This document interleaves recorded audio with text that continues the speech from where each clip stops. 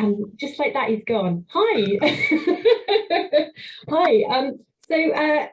Let's have a look. So David, he's just sorting out a few technical issues with his screen, I believe. And then he's going to be back. So for now, he's left you in my capable hands, Avian. I don't know what that's sounding like or why I said it. Let's start at the beginning. Welcome to today's talk on water recycling, designing a closed loop cooling system. Yes. I'm joined today by the lovely Avian Sandercock. If you could just introduce yourself for me. Hi everybody, I'm Avian from Wrecking Coast Distillery down in Cornwall. We're coming into our 7th year. Hopefully we're all moving out of COVID now and things are looking up. Hooray, that's just what we want to hear. Lovely stuff. Now the chat and the questions are open, so if you're watching this, feel free to put in any questions or queries or say anything you fancy really. We've had a few nice hellos today, which is always nice when you're doing an online thing to know that there are people out there watching and to have that bit of communication. So yeah, do please say hi. So I haven't seen part of the video. I've not seen all of it. It's been really busy and I've been trying to make sure I'm brushed up on the ones I'm hosting. So what I'll do, if you could just indulge me and just give me a little loose overview of what you discussed with David. Yeah, sure. So, I mean, basically, with any distillery, water usage is going to be quite high. And, for a variety of reasons, it was something that, we needed to pay particular attention to. It was really a case of, we got a bit of a fright after we'd moved to our bigger premises and bought a much bigger still. Right. As with all things, you best intentions will get that sorted and ready before we start. And then the world happens and you just have to start and get going. So the first 6 months we saw a water bill of about £8,500, nearly £9,000 come in. No, not what you want. Not what we wanted, absolutely. And it really made us sit down and think, crikey, how is this happening? Where's it coming from? We actually started off, we had a phone call from South West Water. They were convinced we may be suffering from a major leak. But unfortunately it wasn't. It was basically us using mains water to try and cool the still. Like a lot of small businesses, I mean, I've spent my whole life trying to spend money twice and never succeeded. So there are a range of options out there and we're more than happy to sort of have a look into the pros and cons of each of those. I think one of the common ones you see with a lot of distillers now is looking at refrigeration systems to run their cooling requirements.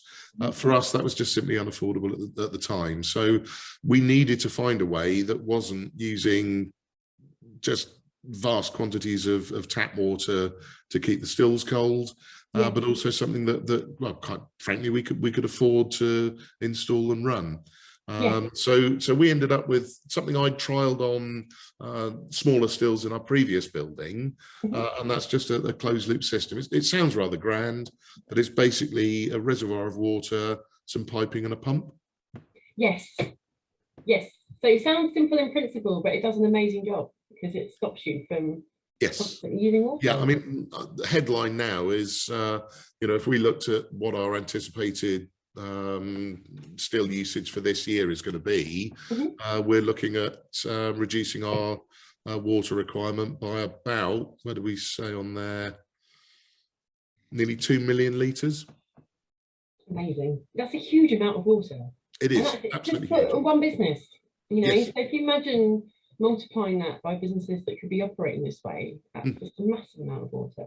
Yes, and I think there were two things from our point of view. One was the monetary side, because obviously we're metered, so we have to pay for it to come in, but we also have to pay for it to go out. So that water usage was £10,500, £11,000 worth. But I think more importantly, although we're not a water poor nation by any stretch of the imagination, especially down here in Cornwall, it comes free out of the sky, mostly during August. But I just couldn't square in my head putting 2 million litres of perfectly good drinking water down the drains. Yeah, of course. It doesn't make sense. No, not at all. So that's kind of where we came to it in a nutshell. Lovely. Hi, David. So, yeah, I've not managed to totally solve the problem, but anyway, I'm back. So thank you, Bernie, for holding the fort. I did incidentally work out that I think an Olympic swimming pool is 2.5 million litres. So Okay. you nearly get, 80% of a Olympic swimming pool is what So you were. a couple more distillation runs, and we'll be we'll have Mr. Phelps over, will we? That's your alternative use for the water. Gradually fill an Olympic place. I mean, bizarrely, the local leisure centre is only about half a mile up the road, and there was a mad moment where we thought, well, could we pipe their water through our still and keep the pool warm? But I don't think the kids go swimming when we're distilling. But No, it was like next door or something. Well, maybe yes. just if you lived next door or something, you could have it to heat your pool. Well, absolutely. I was trying to think about and Bernie, you feel free to stay or feel free to leave. I don't mind whichever one you want to do.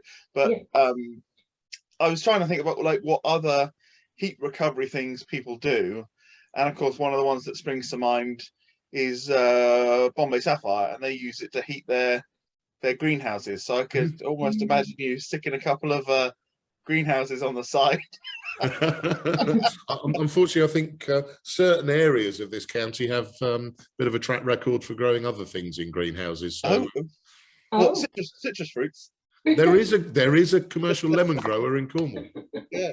Oh wow.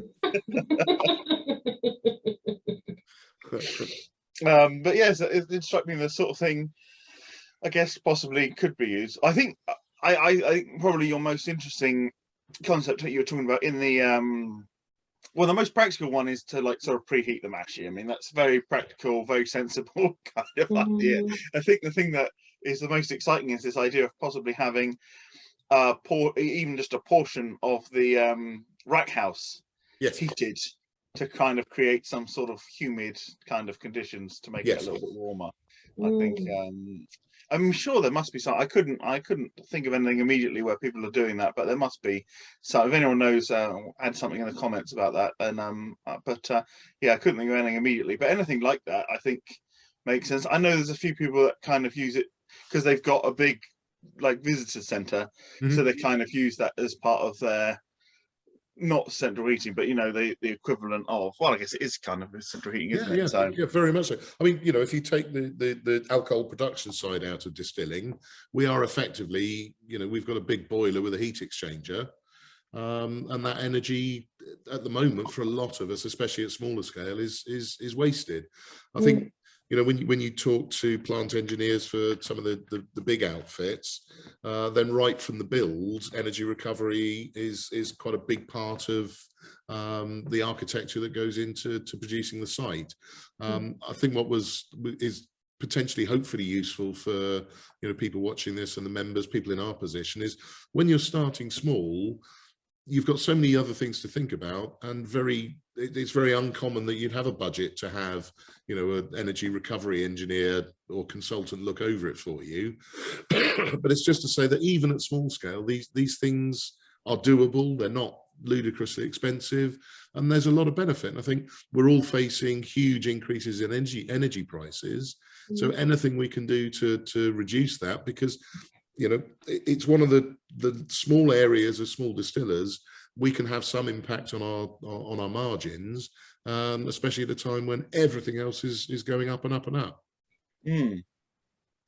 Yeah, I think it makes a lot of sense. What I know you talked a bit, and maybe you don't know the answer to this, so my apologies if I've thrown you this curveball, but when the water is coming out of the condenser, so it's done its job for the first time and it's going back into the tank, what is roughly the temperature that it's I do know the answer to that, because I'm a nerd and I made sure we had little thermometer wells put into the plumbing.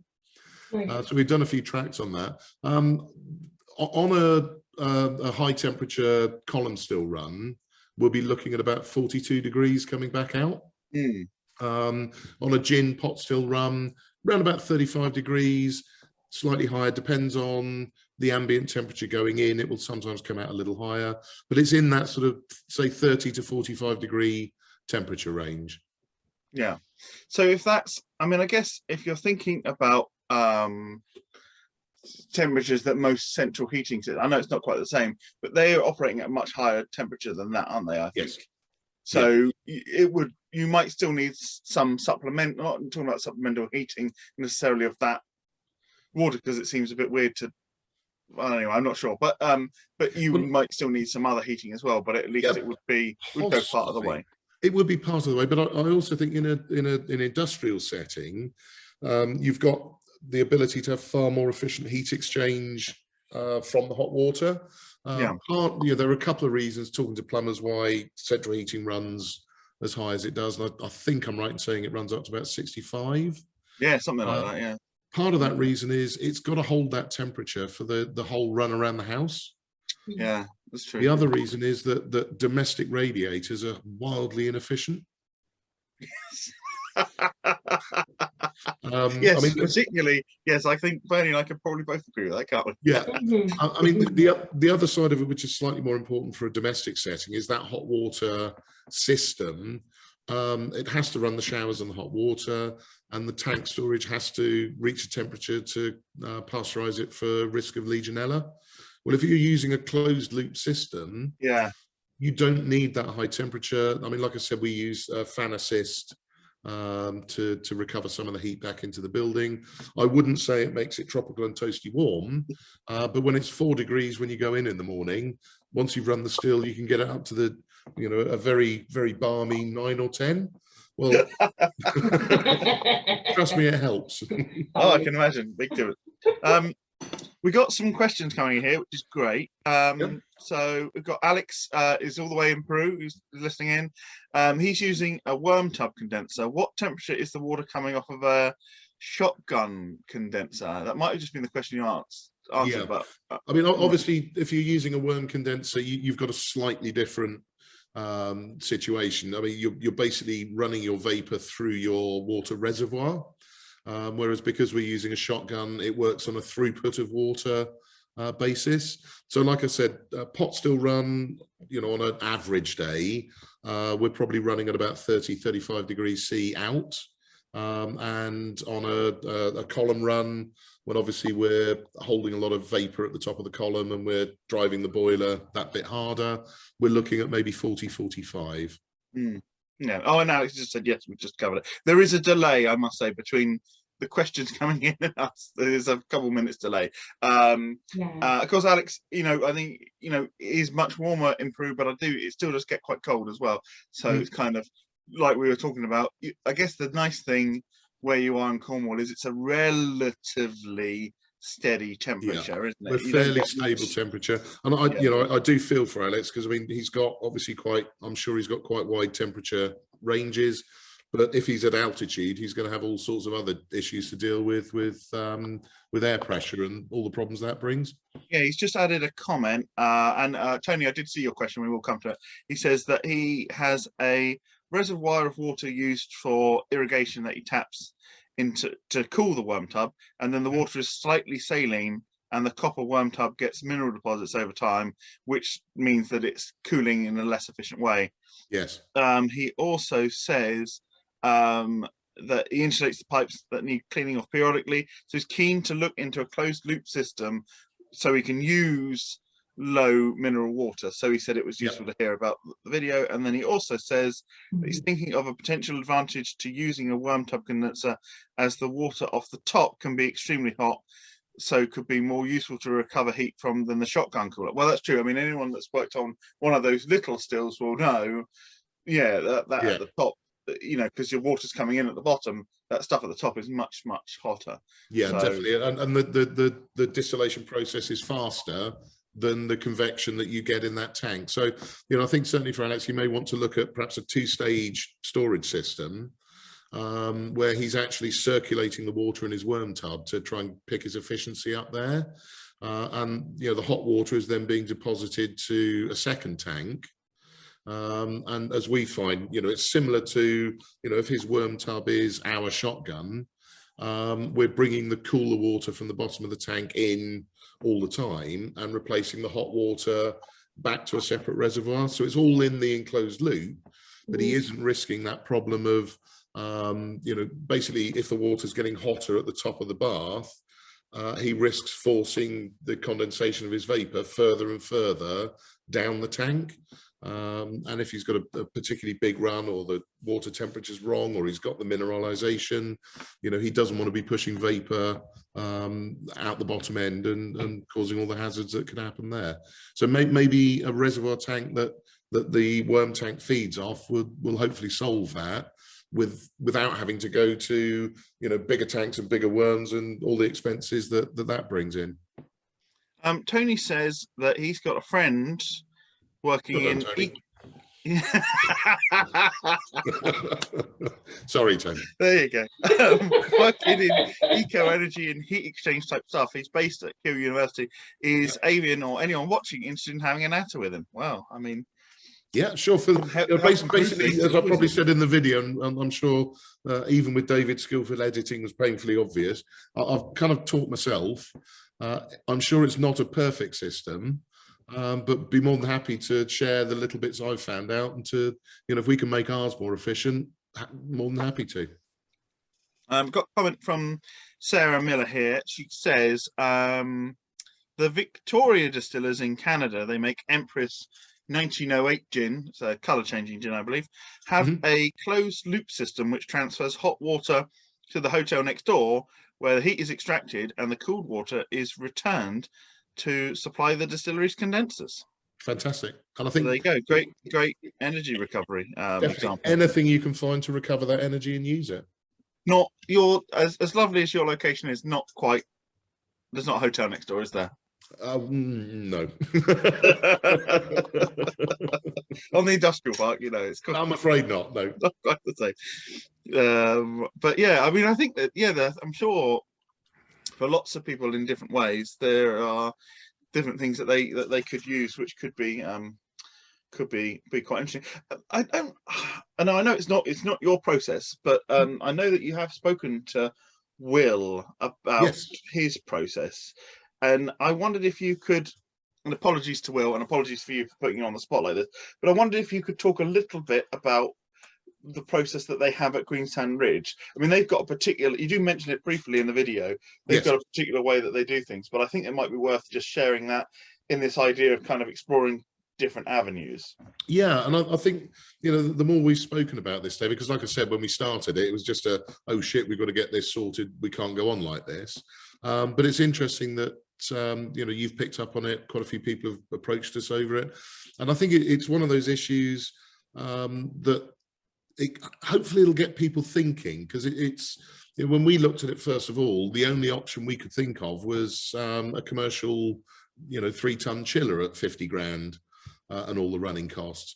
I think what I'd like to, or hope people would take away from this, is whatever your scale, there's a solution sort of around you that can work, can save you money, can help you do your bit. And I think, like with Will, you know, the situation he's got, as I understand it, I haven't had been fortunate enough to get up and see him yet, but in their setup, they've actually got their reservoir is a pond or small lake in the grounds of the distillery. So, you know, he's repurposed that to be his cooling water. So, you know, in many ways, it's exactly the same in principle. But I think for Will, the extension of that is that, you know, he's also got the ability to then develop a wildlife habitat and to, you know, look at the other benefits that will bring. You know, I don't know if he is, but I'm sure, you know, having that water supply there, he's looking at, you know, the potential for other botanicals, other products, other ingredients. And if he's providing that little water feature, well, fairly large water feature, you know, that's dare I say, a soft benefit, because that, you know, that may not have been there had it not been for the distillery. So, you know, at its core, it's the money involved in what it costs to keep the stills running, but to be a bit creative and look at your circumstances. And we've touched on a few today already. You know, it's running the heating for the hotel next door. We're looking at maybe having the barreling temperature controlled.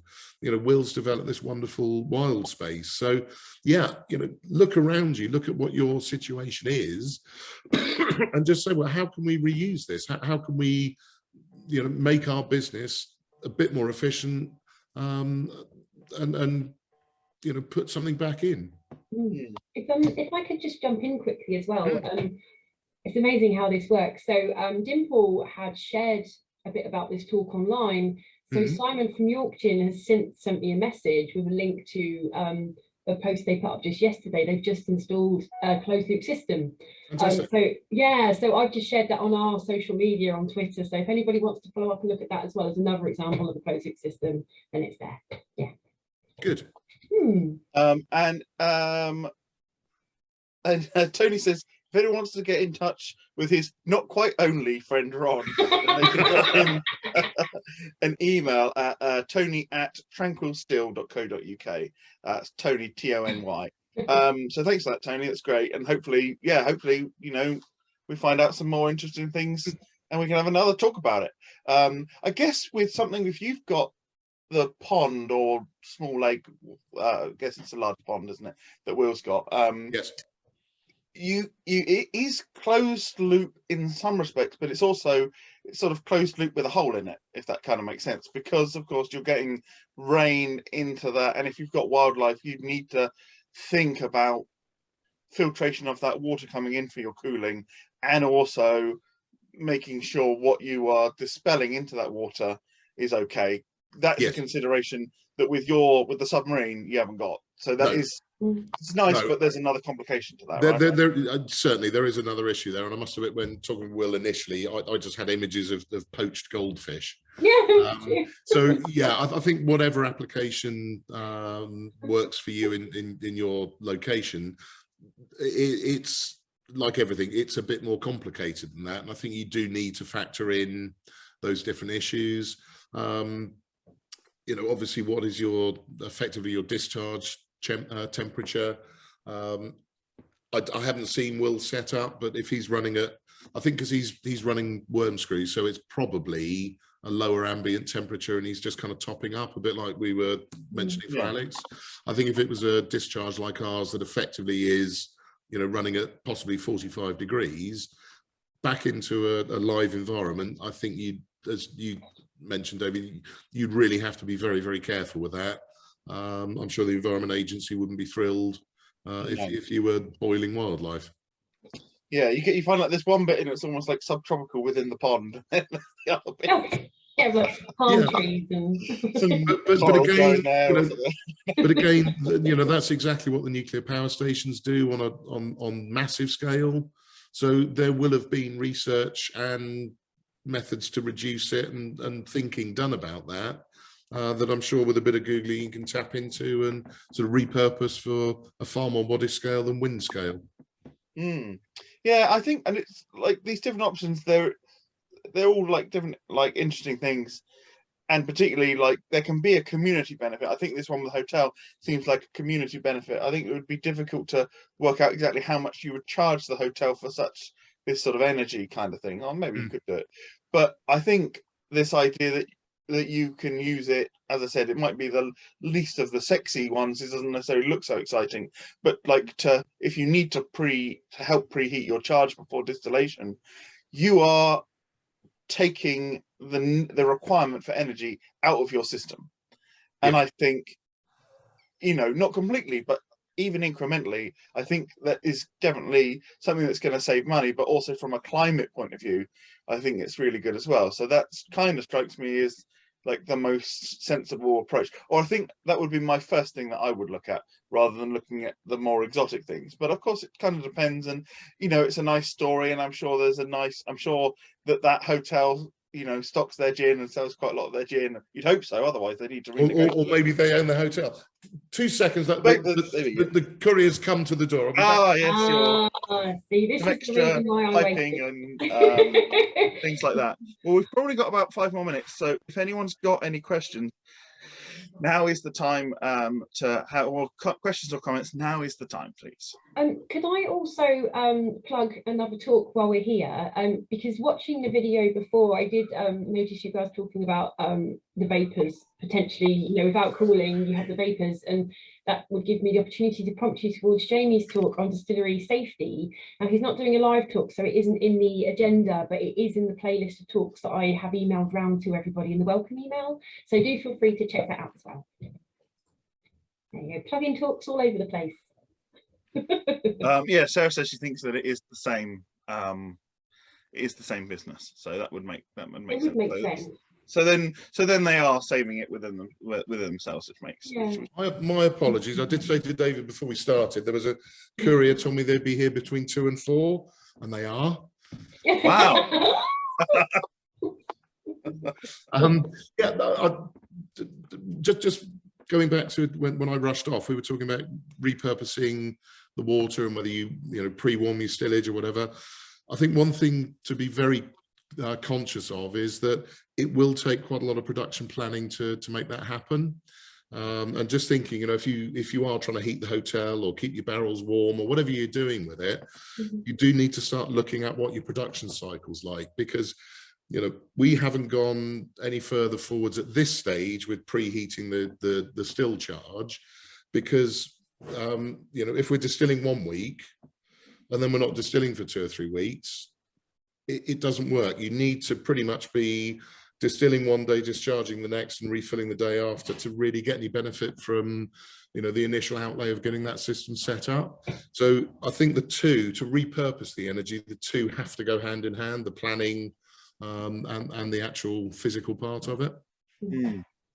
That's a really good point, actually. Yeah, it's not something that you can easily sort of get carried away with ideas, but then it is well, even without this additional complication, just the planning for doing your distillation runs and how long they're going to take and how much prep time there is before and how much sort of work downtime there is, even that's difficult enough, So it's always when we talk about maceration times for botanicals, I'm like, really have a think about it. Don't do like a 10-hour yeah. It's like a bit of a nightmare.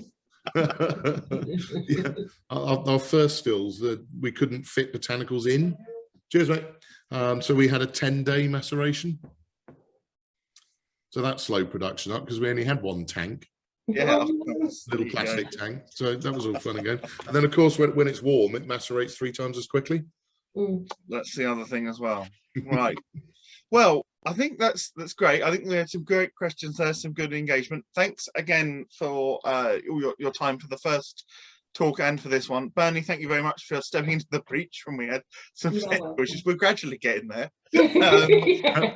Coming up at 3 o'clock is hydro distillation, I believe, which again is part of our sustainability series. It's kind of its potential to be a lower energy source of distillation and extraction of botanical flavors and things like that. So that's definitely one not to be missed, and that will be at 3 o'clock. 3 o'clock. Thank you very much. Thank you very much. Thanks everyone. Thanks for watching.